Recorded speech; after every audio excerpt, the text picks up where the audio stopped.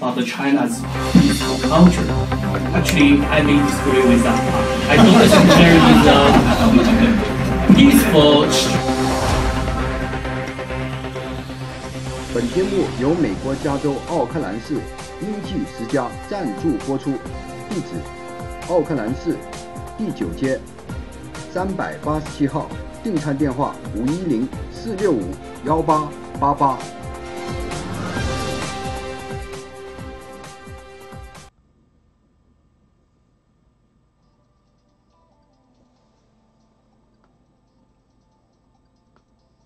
大家好，今天是2018年10月5号，现在是凌晨。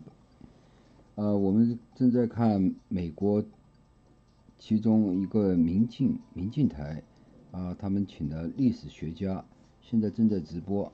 直播的主要内容是中国和朝鲜的关系进行分析，这是看历史。因为现在中国如果还是老是帮着朝鲜的话，会有什么结果？那么历史学家可能从历史故事来展示这一方面的事情，请导播转入。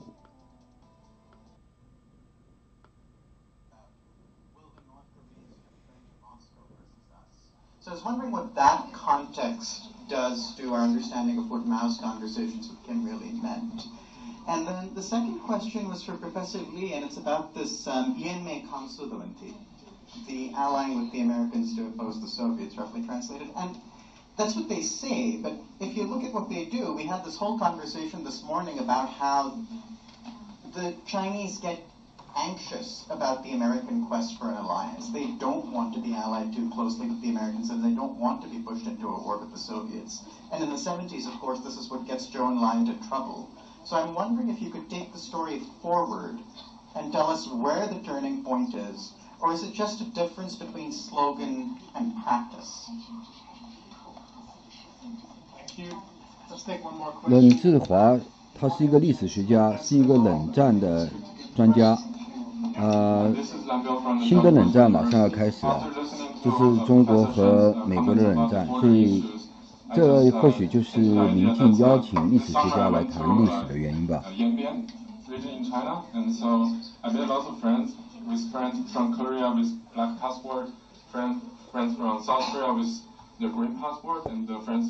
From China with the red passport, all Korean people, but they belong to different countries. So I just want to have a brief comment about the historical, geopolitical importance of the Kando-Yanbian region in terms of the Sino-Korean relationship. Thank you. Thank you. Lots of questions. Maybe you can weave some of the responses together in your answers.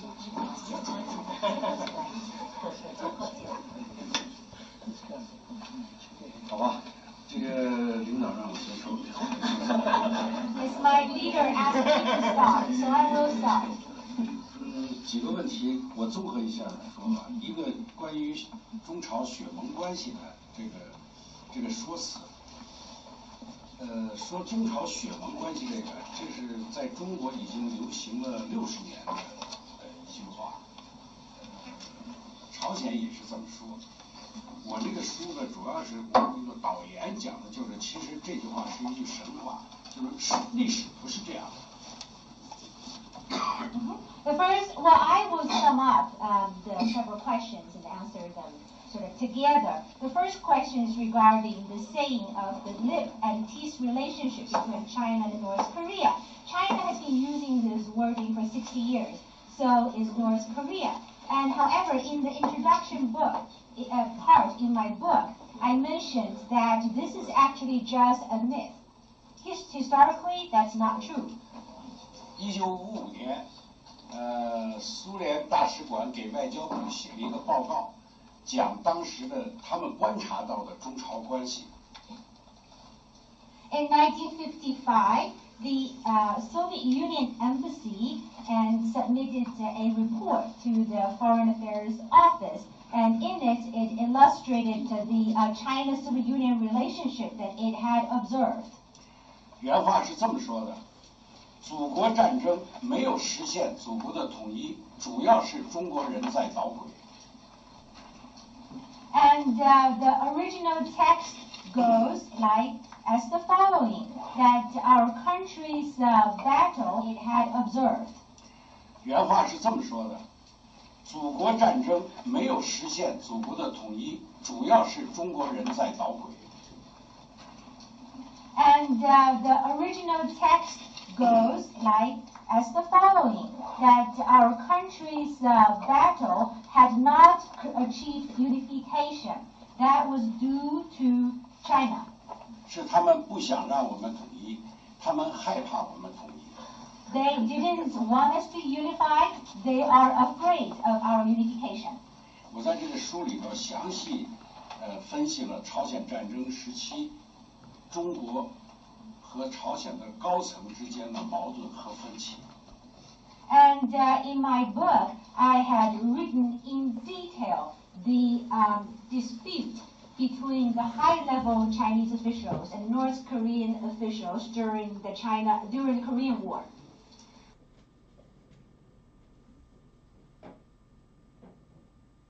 所以我得出了一个结论：中国为朝鲜流了不少血，但是没有形成友谊。And my conclusion was that China has shed a lot of blood for North Korea. However, no friendship was maintained.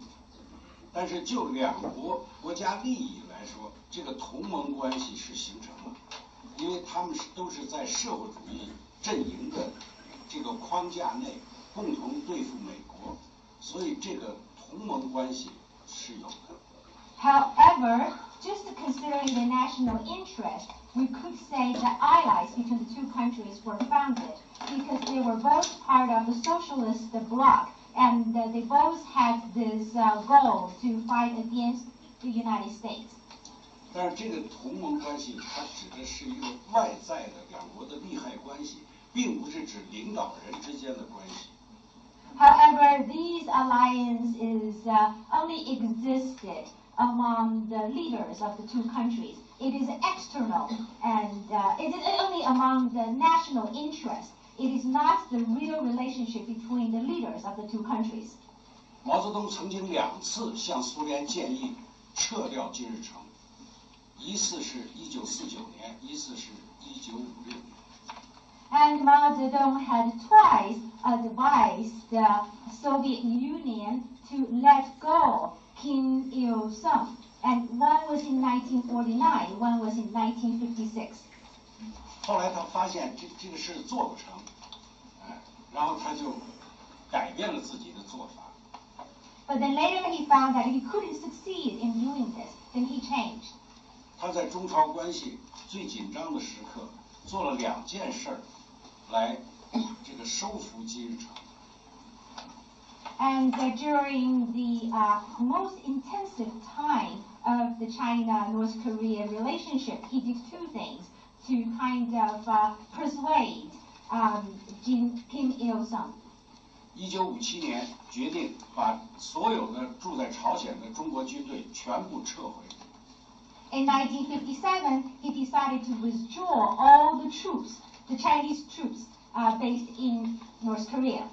1962年决定把天池和长白山让给朝鲜。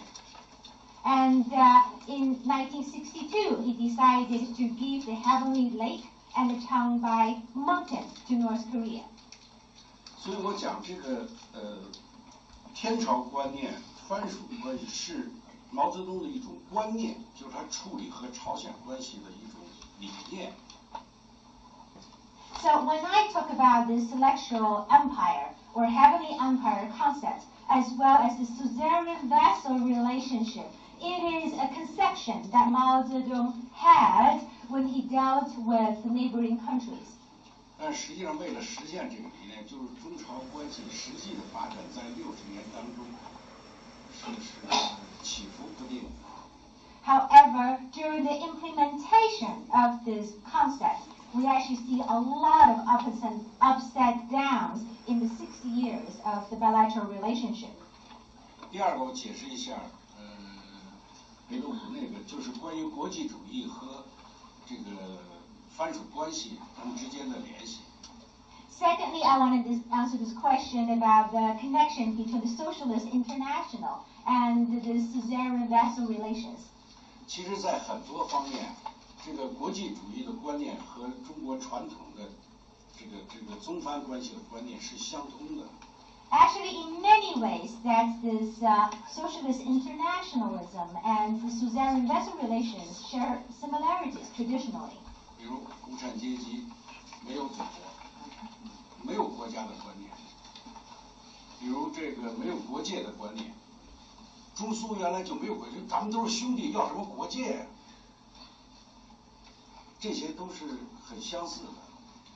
For example, for those classes, people of certain classes who do not have any possessions or properties, and they really do not have this border kind of divisions, and there are no nations, borders among them. And historically, China and Soviet Union said we do not have any borders between us. 而且1949年，斯大林就答应说，毛泽东，你就是亚洲革命的领袖。它自然就形成了，哇，这中央王朝又回来了。So back in 1949, Stalin promised Mao Zedong as the leader of the Asian Revolutionary. So automatically, Mao felt that the celestial empire came back to him. 第三个，我解释一下中国和朝鲜关系、苏联和朝鲜这个三角关系到底是怎么运作的。Thirdly, I want to talk about how this triangular relationship of China, North Korea, and Soviet Union was operated. 就中国跟朝鲜的关系啊，它有两层，一个是历史上的，一个是地理上的这种必然的联系。And between China and North Korea relations, there are two folds. One is historical relations, the second is geographic relations. 但是朝鲜的领导人呢，却是苏联选定的。However, the leaders of North Korea were handpicked by Soviet Union. 1956年，毛泽东跟米高扬讲了一句话，特别这个实在。And in 1956, Mao Zedong had this remarks with Mikoyan, and this very practical comment. 金日成这棵小树啊，是斯大林栽下去的。And this baby tree, which refers to Kim Il-sung, was planted by Stalin. 后来被你们美国人给拔起来了，朝鲜战争。And then, however, this little tree was dug up by you American guys, which caused the Korean War. 我们又给栽回去了，中国出兵。But then we put it back onto the soil, and that refers to the China's dispatch of military power. 现在长大了，不听话了。Now it has grown; it is no longer obedient. 这个特别，你看，它又反映了毛泽东对朝鲜的那种理解，又反映了苏联、中国和朝鲜的这种关系。And this remark is reflected that Mao Zedong was actually, he did understand the situation that North Korea was in, and at the same time, this remarks reflected this triangular relationship of the two countries. 所以就金日成来讲啊，其实金日成这个人呢是非常聪明的，而且他有比较深厚的中国传统的那种观念。Actually, Kim Il-sung as a person is very intelligent, and also he has been influenced deeply by the Chinese traditional thinking. 一方面他知道苏联的实力比中国强。On the one hand, he knows that Soviet Union was stronger than China. 他自己呢，又是苏联这个指定的培养的。And he was trained and appointed by the Soviet Union. 朝鲜的制度完全是苏联规定的。And the North Korean system was regulated by the Soviet Union. 所以从根本上来讲，他其实更倾向于苏联。So if we fundamentally, if you look at this from the fundamental point of view, he is more inclined to follow Soviet Union. 但是呢，他也特别知道怎么利用中国来这个对付苏联。However, he was also very clear about how to use China to deal with Soviet Union. 特别是在这个60年代以后，就中苏关系紧张分裂以后，金日成是处理的最好的，他比越南人处理的好。Especially in the late 60s, after China-Soviet relationship exploded, and he had done a good job dealing with the relationship with China, and he did a much better job than the Vietnamese. 越南就倒向苏联了，所以引起了和中国之间的战争。North Vietnamese leaned towards Soviet Union, which caused this China-Vietnam War. 金日成始终是脚踩两只船。However, Kim Il-sung kept putting himself onto boats, and which means he kept a relationship with both countries. 但是他能够两边得益，两边受利。He was able to benefit on both boats. 关键的原因就是这两个大国不和。The key reason was that because the two other big countries did not like each other. 是不是有点像现在这个情况？ Is it somehow similar to the current situation? 最后讲一下所谓和平主义，刚才这位先生提这个。Finally, I want to comment on this peaceful 我不是 stance. 讲我也没有书里头和刚才我的讲话当中也没有讲过和平主义这个概念，我讲的也不是中国的和平政策或者是侵略政策这个问题。Well, neither in my book or in my comment earlier, I really didn't touch upon this peaceful theory or China's stance on keeping a peaceful relationship with others or invading others. 这个5000年的中国历史当然是有和平的时候，有战争的时候。And in the 5,000 years of history, there was of course peaceful time and wartime. 而战争的目的是什么？ However, we need to look at the purpose of the wars. 如果战争的目的是为了掠夺更多的领土，它就是一种扩张。However, if the purpose of the war is to loot more territories, then it is expansionism. 这个另外一个就是你再观察一下，凡是中国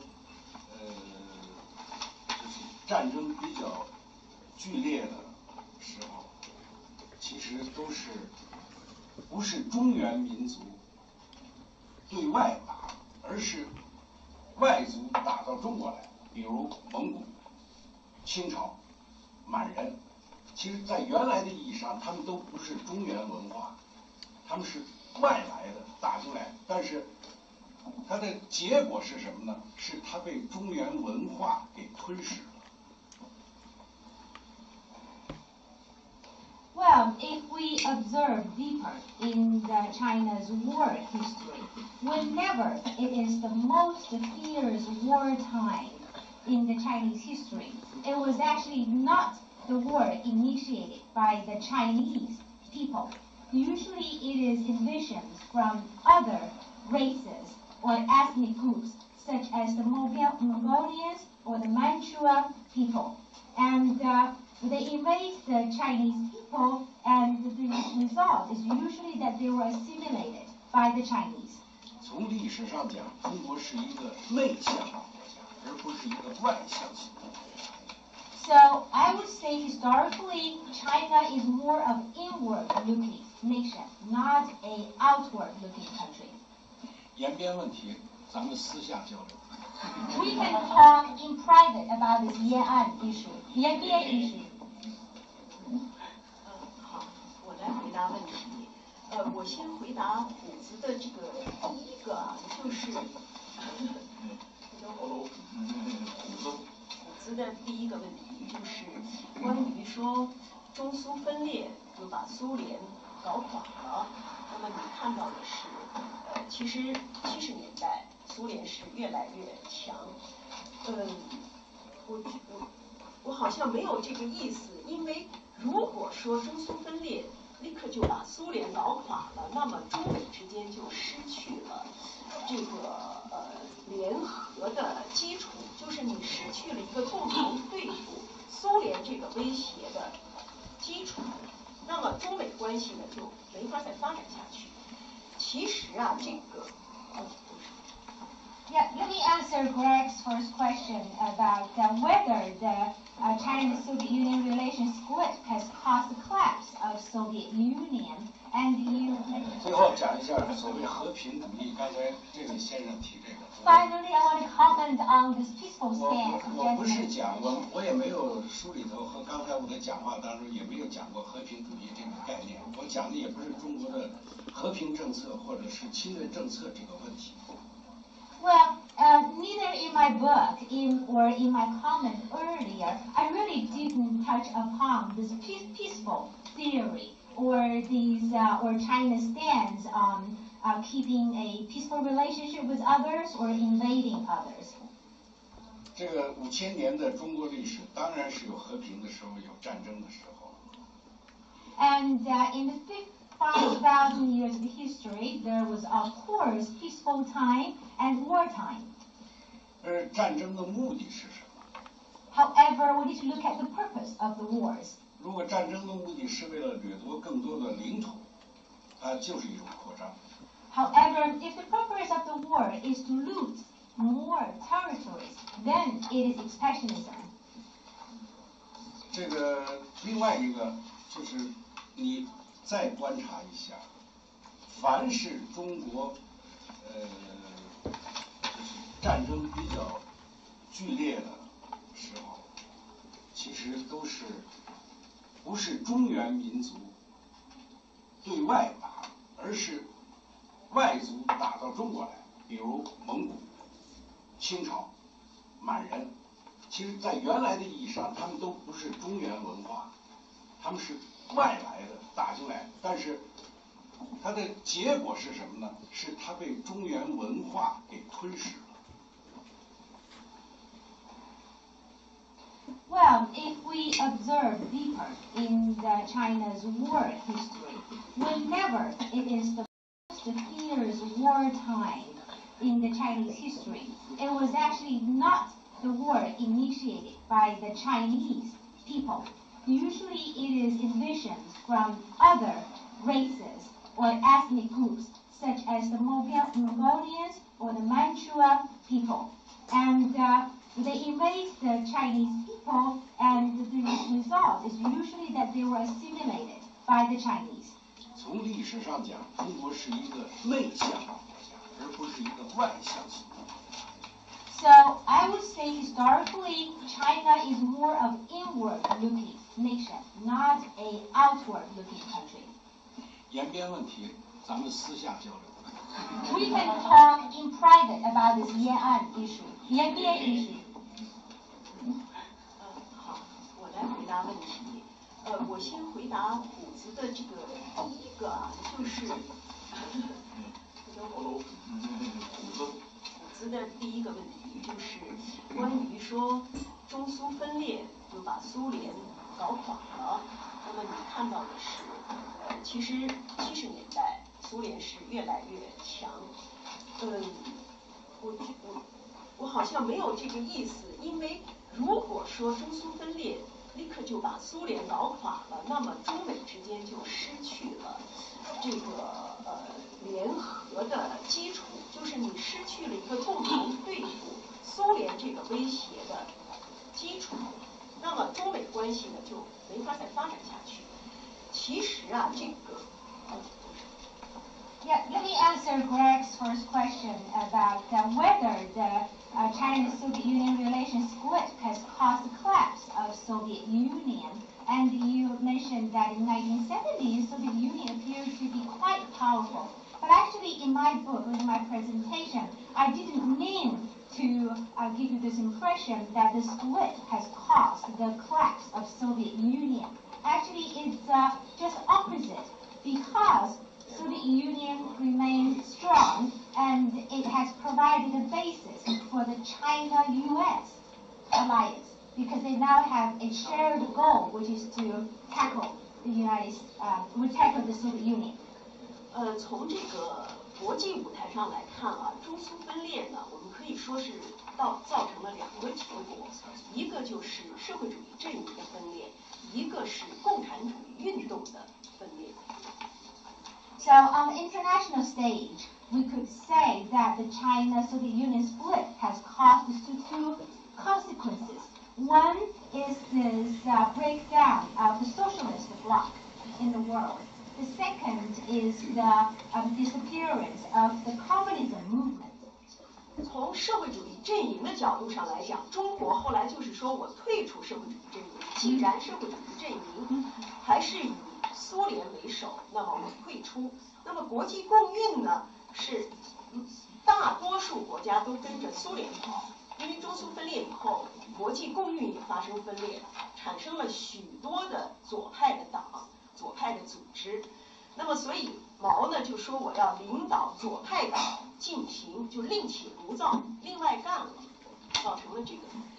And on the socialist bloc front, China basically said that we're leading because the Soviet Union now is the leader of the socialist bloc. And on the international communism movement, we know that majority country used to follow the Soviet Union, but now there is this split, and there appear to be a number of leftist groups. And Mao Zedong said that I'm going to lead all these leftist groups and form a new organization. 那么从哪个角度来看，中苏分裂对拖垮苏联是有影响的呢？就是说，中国呢，毛泽东要73年、74年，毛要建立一条线、一大片一个国际反苏统一战线。他不断地向美国人强调，苏联的战略重点在欧洲，实际上呢就是动了美国的蛋糕，你影响了美国的利益，所以中国呢和美国是有联合的共同的基础的。那么这个中国当时邓小平呢在这个会见美国的战略代表团的时候，其实他说了的话都是我所看到的文件73年、74年中国一直在宣传的这种，就是说苏联它实际上啊，它有比如说它有400多万的军队，它有100多万放在这个苏中边境，那么还有3/4的兵力放在欧洲，所以可以看出它的重点在欧洲，它是声东击西。那么中国要和美国联合建立这么一个反苏统一战线。So, but if we really want to find out what is the split's impact on the status of Soviet Union, and we need to look at 1973 and 1974, Mao came up with this one line and a big coverage of communities to fight against Soviet Union. And China kept telling Americans that Soviet Union had this focus on Europe, which is to try to remove your control in Europe, and it would kind of minimize your influence in Europe. So that kind of formed the basis for China and U.S. alliance. And from the document that I have read, this document about 1973 and 1974, when Deng Xiaoping met with U.S. delegation, and he told this U.S. delegation that among the 4 million military people that the Soviet Union has put the 40,000, that they have put 10,000 on the China and Soviet Union border, and for the rest, which is 3/4, they put them in Europe. That means they are really focusing their real attention is on Europe. So this is why I say that China is paving the way for the China-U.S. alliance.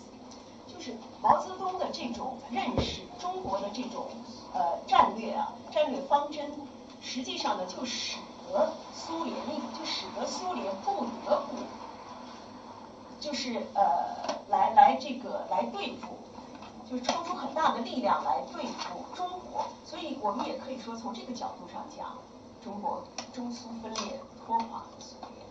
So because of Mao Zedong's strategic plan, and Soviet Union had no choice but to invest more energy and resources in dealing with China. So that's one angle from which I say that the China-Soviet Union split can cause the somehow collapse of Soviet Union. 那么，下边我回答那个小伙子你提的这个毛对修正主义的看法。我想你的这个呢，我可以和虎子后边那个问题，就是中苏分裂和文革有什么关系？这个我就联系起来解答。其实你说的这个修正主义，毛的看法呢，就是中苏两党主要的分歧，就是毛认为正统的马列主义强调的是我们现在所处的时代还是战争与革命的时代，那么要进行暴力革命，不能够走和平过渡的路线。而赫鲁晓夫时期呢，从1956年20大，他调整他的外交战略，与西方搞缓和，这样呢，就是中苏两党的分歧就越来越发展。Now I'd like to answer this young gentleman's question about how Mao Zedong looked at Soviet Union's revisionism, and I would like to combine this answer with Greg's question: is what is the split impact on the Cultural Revolution? And at Mao's time, he thought that the major difference between the Chinese Communist Party and the Soviet Union's Communist Party was how 中国人相信，韩国人相信，美国人也相信。我研究7年，看了所有的史料，我觉得不是这样。就不是人们理解的那种鲜血凝成的友谊，什么鲜血凝成的同盟，情况是比较复杂，就像我刚才讲的那样。友谊是有。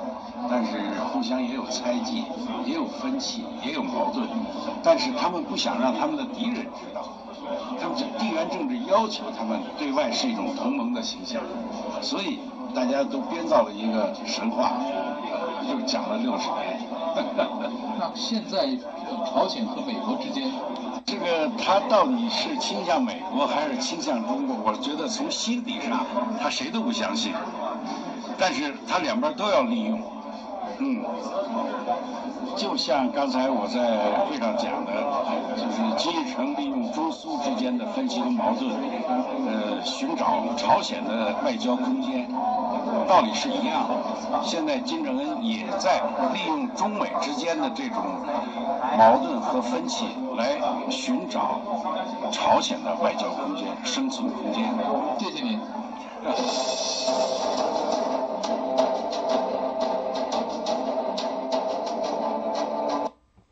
我们始终不扮高深，我们力求直播传真。